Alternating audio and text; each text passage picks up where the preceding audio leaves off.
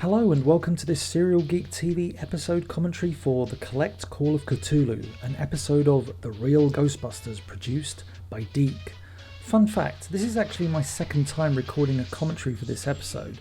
The first time I recorded a commentary for it was with voice director Marsha Goodman for the Time Life DVD box set release of The Real Ghostbusters. I think I may have even done a video introduction for the episode. It's been a while since I watched that box set. Firstly, I just want to give a huge shout out to the writer of this episode, Michael Reeves. Reeves sadly passed away in 2023.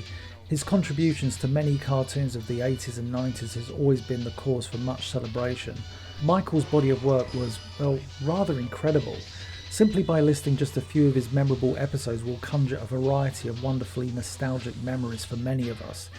Episodes such as the Dragon Invasion from He-Man and the Masters of the Universe, the Dragon's Graveyard from Dungeons & Dragons, Turtles on Trial from Teenage Mutant Ninja Turtles, and Feet of Clay from Batman the Animated Series are regarded as standout episodes in each of their respective series, and in the case of The Real Ghostbusters and Batman the Animated Series, he penned many a classic script, not forgetting his work on Spider-Man and His Amazing Friends, The Incredible Hulk, Pole Position, Centurions and Gargoyles shows he went above and beyond in order to tell captivating stories. I had the honour of getting to know Michael Reeves when he was signing at the BCI Tower Records booth back in 2007. We conversed for a time about his work on He-Man and the Masters of the Universe and The Real Ghostbusters, and you could tell within minutes of speaking to him that he was so proud to have worked on these cartoons that we all grew up with. In a previous video on this channel prior to his passing, I described him as legendary, and I stand by that. The Collect Call of Cthulhu, mistakenly spelt with an A by those responsible for the title cards, is easily one of the best episodes of the series, and hopefully throughout this commentary I shall do a good job explaining why. In modern pop culture these days, everyone seems to know about the Necronomicon. It seems to be the go-to artifact in order to generate many a story in the world of entertainment. For me, the Collect Call of Cthulhu was the first time I recall hearing of the Necronomicon and famed science fiction writer H.P. Lovecraft. Speaking of whom, this episode was also Michael Reeves' love letter to H.P. Lovecraft, as characters Clark Ashton, Ted Klein, Alice Derelith, Wagner and Mr. Howard are named after the authors with whom H.P. Lovecraft corresponded. With this story, Michael Reeves managed to write an episode of The Real Ghostbusters that was a love letter to a writer that inspired him without making it feel obvious. When an episode of an animated series can be appreciated by one fandom, that's pretty good. When an episode of an animated series can be appreciated by two fandoms, that's something rather special. And Michael Reeves is that very writer to give us the episode of The Real Ghostbusters that does just that. The animation in this episode was produced by the same studio responsible for another classic episode, Night Game, and I cannot stress how impressive the visuals are for this particular episode. Much like the aforementioned Night Game, they're rather glorious. I always enjoy these scenes of the Ghostbusters in their civvies just having breakfast. It proved that at times they could have somewhat normal lives, although, as we're soon to see, the normal day Peter was expecting is about to be rudely interrupted. Here's a fun anecdote, at least I hope it is. So in 2022, I stumbled upon and was able to acquire some concept artwork from this episode. Not only did I score the concept design for the Necronomicon, but I also scored two character concept pieces. One for the punk that we meet later on the subway, and another of this character entering the scene, Candy. But here's the really cool part of this anecdote. I'm friends with Gabby Payne, who was pretty much the lead character designer on The Real Ghostbusters. I thought I'd send the artwork to Gabby to see if she could recall the artist. Gabby's response was excited, revealing that the illustrations were actually her own work, and so I sent huge scans to Gabby so that she could once again kind of own the artwork. So the plot of this episode, as we see, initially starts off with a location almost synonymous with the Ghostbusters, the New York Public Library, in which they had their first spiritual encounter. And as this episode progresses, we're going to see the sewers, Wagner's occult shop, a bookshop which houses a basement in which the cult of Cthulhu meet, more about them later, the New York subway as it was in the glorious 1980s, and the final battle takes place at the pretty much even then run down Coney Island. This episode feels very much like the movie in the sense that the city of New York feels just as important as the main cast and the plot. It's just a book. And an atomic bomb is just a couple of rocks slammed together. I should mention that this episode aired in the UK on October the 3rd, 1988, 2 years after it aired in the US. I still remember watching this episode, as I do for numerous episodes of many cartoons, and being utterly blown away by the battle at the end of the episode. It was just so magical, and I immediately watched this episode back because you're damn right I recorded it. And now we're about to hear Cthulhu mentioned for the first time. Just watch how this shot is directed, with Egon popping his head in and out of shot in order to simply deliver the name. Cthulhu. And then we get this iconic piece of dialogue from Egon. I heard of him. He's bad, right? He makes Gozer look like Little Mary Sunshine. And that is probably one of the funniest lines of the episode, Egon comparing Gozer to Little Mary Sunshine. The Ghostbusters are about to enter the sewer, and just pay attention to the wonderful attention to detail, and especially the mood set within the sewers. Other episodes like Beneath These Streets do an admirable job of portraying the sewers, but this episode does a fantastic job of creating a sense of dread as the Ghostbusters are attacked by the spawn of Cthulhu. Actually, thinking about it, I have a wonderfully detailed concept sketch of these uglies too. There's a bit of a visual continuity error here. The Ghostbusters had only the heels of their boots submerged in the water, but now they're up to their waists in... waist, I guess. Great direction here with the Ghostbusters with their backs against the wall blasting away at these creatures, only soon to realise that the proton beams aren't doing much good. Again, lovely if not rather grotesque visuals showing the spawn of Cthulhu healing themselves from the initial impacts of the beams.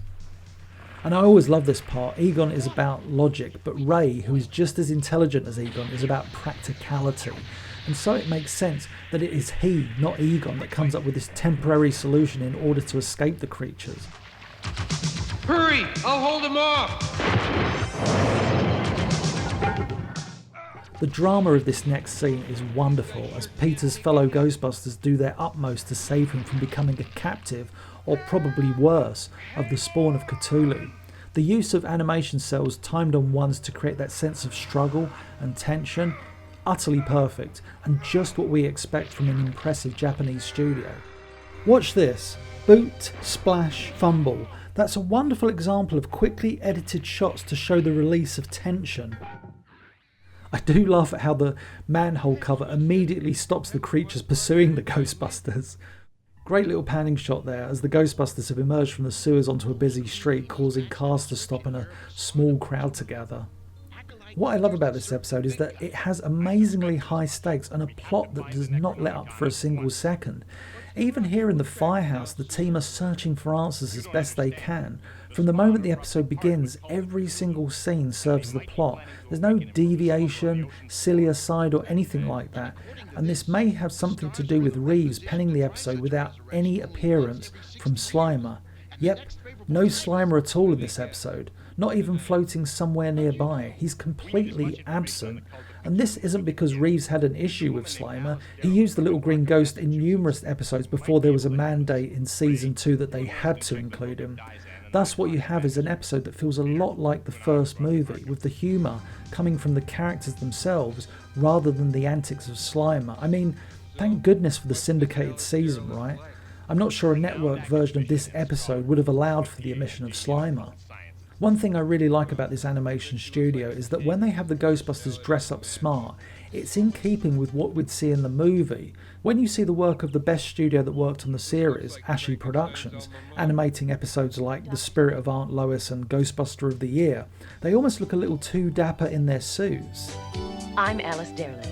Yes, Alice Derleth, voiced to perfection by Jodie Carlisle, is one of my favourite guest characters of all time. Her appearance leaps from the screen.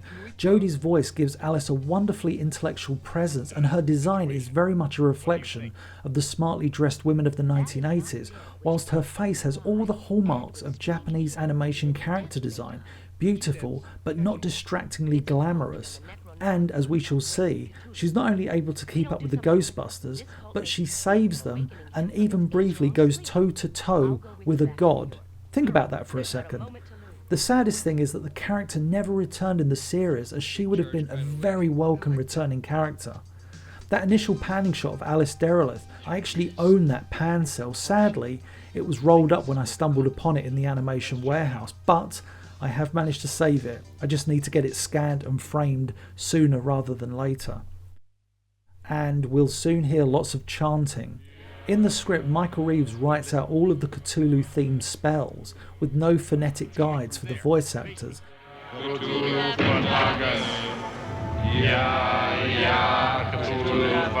So it's even more impressive when the actors get so much of the tongue-twisting dialogue correct, especially Maurice LaMarche, who seems to be leading the way. This scene wonderfully demonstrates how good the Real Ghostbusters could be. We have a cult of uniquely dressed yet still threatening people doing their best to unearth an evil god. Just that premise alone is fantastic. It's infinitely so much darker than what the series would become from the second season onwards. This giant red tentacled beast, this isn't a spawn of Cthulhu. This big guy is meaner, stronger and far more menacing, and is known as a Shoggoth. And what a dramatic end to Act 1.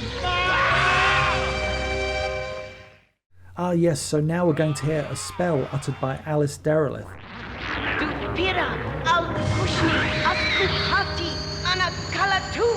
A spell so awesome that I previously made a video for this channel all about it.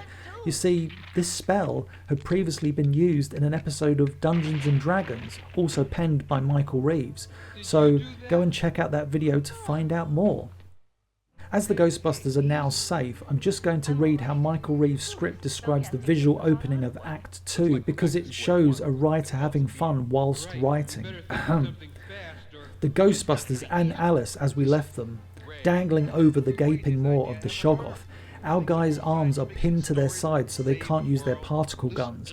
The single electric bulb swings wildly on the end of its cord, sending shadows writhing over the tableau and driving the animators crazy.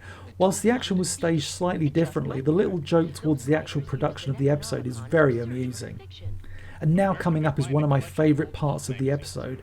In order to battle this menace, Ray, who else, taps into his love of fiction, specifically the works of H.P. Lovecraft, and thus muses that they may be able to battle the cult of Cthulhu by referring to the Cthulhu literature. So Michael Reeves pens an episode influenced by the works of H.P. Lovecraft and cites the very work and world of H.P. Lovecraft as a key part of his script. As I said, this is a love letter to the creative fiction and talents that came before, and it's beautifully done. An interesting thing is that Michael Reeves' script calls for a costume change for Alice when back in New York, something more casual, jeans and a sweater, but I'm glad they kept her looking as smart as she does. It adds to her overall presentation. Peter has one of my favourite lines coming up here, delivered with all the dry wit that one would want from Lorenzo music.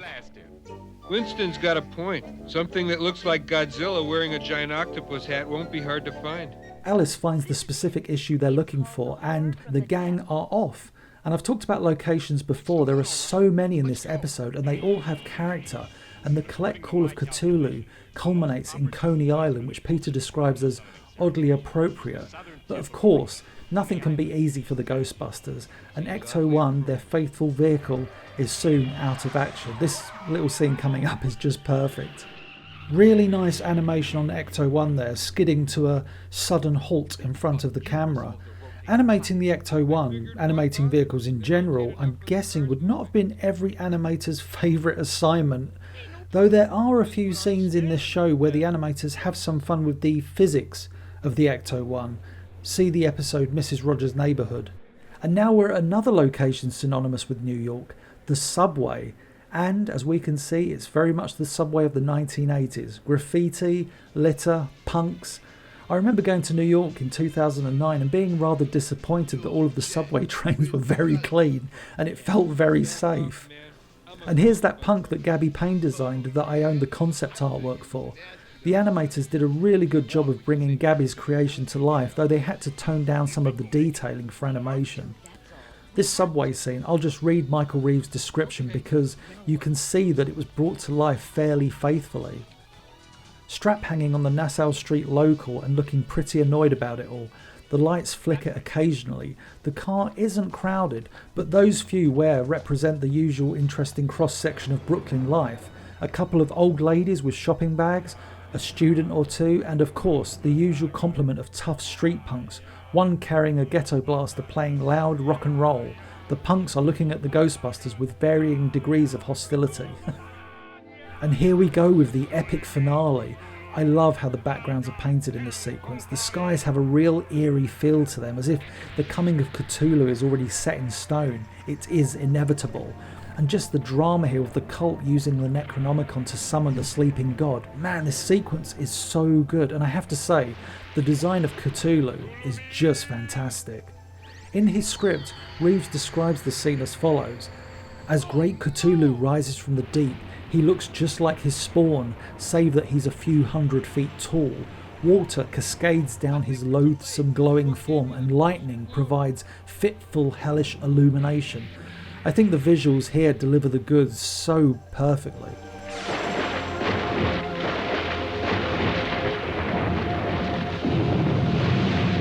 Just an incredible looking creature, so menacing.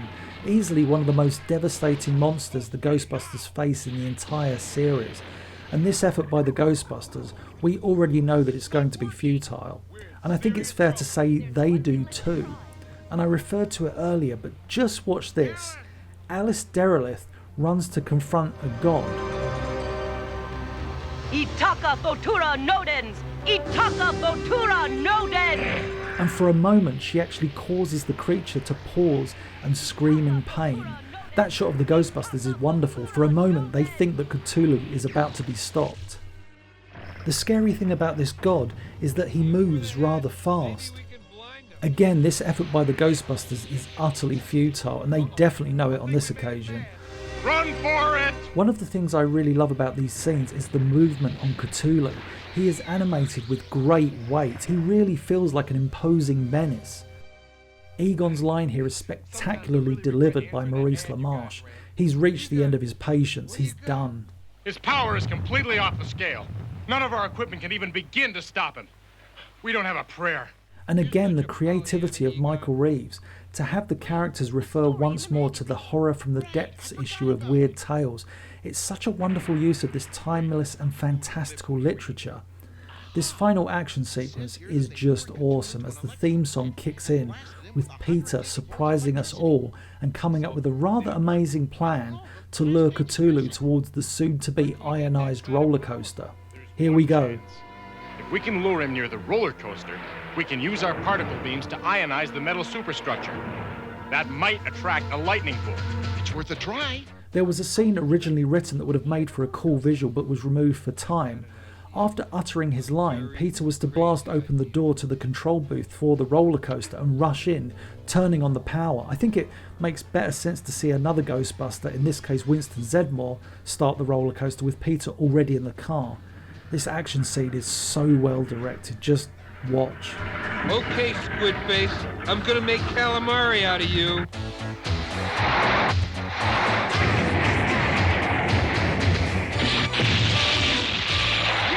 Yeah, Peter blasting away Cthulhu and avoiding the giant god's fist. Actually, I think the least believable thing in this episode is coming up now. Peter falling from the roller coaster and landing on a small bush. I believe the arrival of a god from the depths of the ocean more than that. And now we get one of my favourite shots of the series when the Ghostbusters fire upon the now trapped Cthulhu. As the beams begin to ensnare the great god, Ray calls for more power. More power! Maybe break free before the lightning strikes.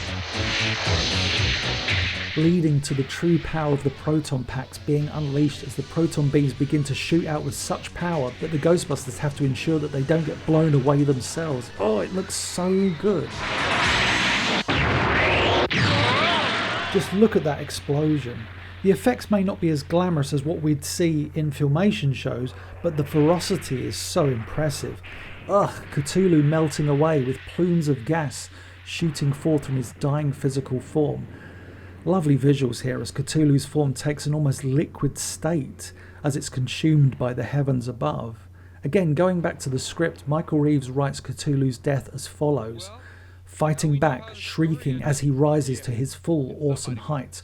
We almost believe that he might overcome nature's fury, and then another lightning bolt strikes, and yet another, melting Cthulhu into a cloud of green, luminescent gas that mushrooms upwards, writhing as though still alive. The glowing cloud that was Cthulhu is drifting back out to sea, already being dispersed by the wind. It is over. And if this episode wasn't great enough, we even get a Scooby-Doo-esque moment with the unmasking of the cult leader. And who is the first person to comment? That would be Frank Welker as Ray Stantz. You know, Frank Welker, who played Fred Jones, part of a gang that would unmask villains in episodes of Scooby-Doo. And the cities of man shall fall before him! Clark Ashton's speech is great. Even though this story is over, you feel that the story of Cthulhu is not. And actually, no, I'll save that for another commentary. And we're back at the firehouse. The day is saved and still no Slimer. And yeah, sadly, this is the last time we would see Alice Derelith in the series. As I said before, had she returned, I think it would have been wonderful. The character had a wealth of story potential. Oh, one thing I didn't mention is when the cast recorded this episode. Thanks to Marsha Goodman's call sheets, we know that all the cast were present and recorded their lines on July the 30th, 1986. Arsenio Hall, Maurice LaMarche, Lorenzo Music, Laura Summer, Frank Welker and Jodie Carlisle. They all did a fantastic job. So yeah, the Collect Call of Cthulhu, officially my second favourite episode of the Real Ghostbusters. There's so much going on in this episode, with a scene-stealing guest star in Alice Derelith, the horde of Cthulhu monsters, Cthulhu itself, the number of locations, the pace of the episode, and yet the Ghostbusters still managed to take centre stage. Bravo and thank you, Michael Reeves. And that's the end of this episode commentary. I hope you enjoyed it. If you did, please be sure to like, share and subscribe, and I'll catch you on the next one.